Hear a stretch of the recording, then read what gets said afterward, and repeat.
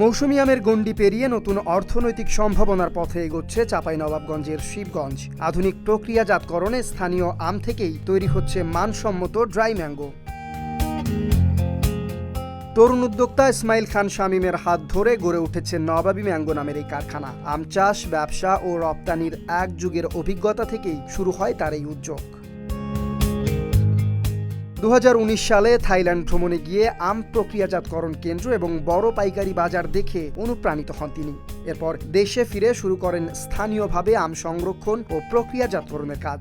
আমি দীর্ঘ এক যুগ যাবৎ আম চাষ, ব্যবসা এবং রপ্তানির সাথে জড়িত। তো আমি আম প্রক্রিয়াজাতকরণের সাথে আসার পেছনের গল্পটা হচ্ছে 2019 সালে আমি প্রথম কিন্তু থাইল্যান্ডে গিয়েছিলাম। যেহেতু আম চাষ, বাণিজ্য, এক্সপোর্টের সাথে জড়িত, ওখানে আম সংশ্লিষ্ট বিভিন্ন আমের প্রক্রিয়াজাতকরণ সেন্টার, প্রসেসিং ইন্ডাস্ট্রি, তারপর হচ্ছে তাদের হোলসেল মার্কেট, টোটাল মার্কেট বাজার ব্যবস্থাপনা দেখার জন্য থাইল্যান্ডে আমার যাওয়ার সুযোগ হয়। তো ওইখানে প্রথম আমি ড্রাইড ম্যাঙ্গো বলে যে প্রোডাক্টটা দেখা হয়েছিল। যেহেতু আমাদের দেশে প্রচুর পরিমাণে আম উৎপাদন হয়, আমাদের দেশে প্রায় 25 লক্ষ মেট্রিক টন আম উৎপাদন হয়। তো আমাদের দেশে উৎপাদিত আমের মধ্যে মাত্র 12% কিন্তু প্রক্রিয়াজাতকরণ করে। এগুলো কিন্তু বড় বড় জায়ান্টরা করে। তো ওইখানে আরেকটা বিষয় দেখে আমি বেশি আমার মানে ভালো লাগে যে ওইখানে যতগুলা এগ্রো প্রসেসিং প্ল্যান্ট গুলো আছে সবগুলাই কিন্তু এসএমই উদ্যোক্তারা করে। এই দেখেই আমার মনের মধ্যে আসে যে এইরকম যদি আমরা ইন্ডাস্ট্রি যদি আমাদের দেশে প্রতিষ্ঠা করতে পারি, তাহলে আমাদের আম সহ আরো অন্যান্য ফলের আমি চেহারাই পাল্টে ফেলতে পারবো। কারখানায় বাজার থেকে আম সংগ্রহ করে প্রথমে ধোয়া, কাটা ও বাছাই করা, এরপর মেশিনে প্রক্রিয়াজাত করে তৈরি করা হয় ড্রাই ম্যাঙ্গো। শ্রমিকরা বলছে এই কারখানায় কাজের সুযোগ তৈরি হওয়ায় তাদের বেকারত্ব কমেছে ও পরিবারে এসেছে সচ্ছলতা। এদের থেকে আমাদের পরিবারে সচ্ছলতা আছে, আমাদের বেকারত্ব দূর হয়, কর্মসংস্থান হয়েছে, প্লাস এইখান থেকে আমরা আমগুলা এই কাজের মাধ্যমে আমাদের পরিবারের আয় উন্নতির ব্যবস্থা হয়েছে। আমাদের এখান থেকে ভালো সংসার চলে, আমরা বেতন ভালোই পাই।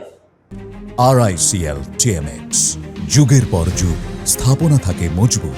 উদ্যোক্তাদের দাবি, দেশে বছরে প্রায় 25 লাখ মেট্রিক টন আম উৎপাদিত হলেও প্রক্রিয়াজাত হয় মাত্র 12%। তাই আমের পাশাপাশি আনারস, কলা ও পেঁপে প্রক্রিয়াজাত করেও সারা বছর কারখানা সচল রাখছেন তিনি।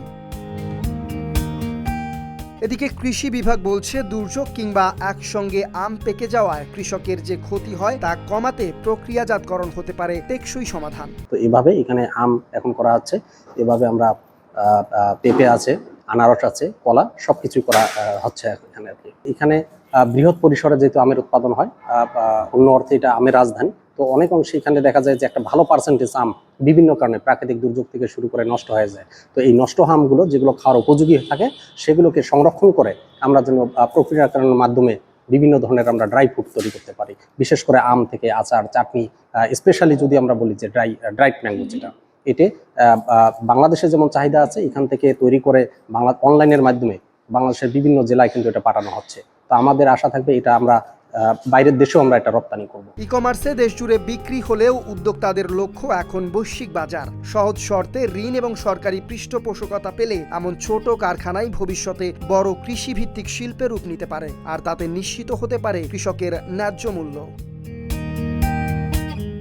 Desk report, Dhaka post.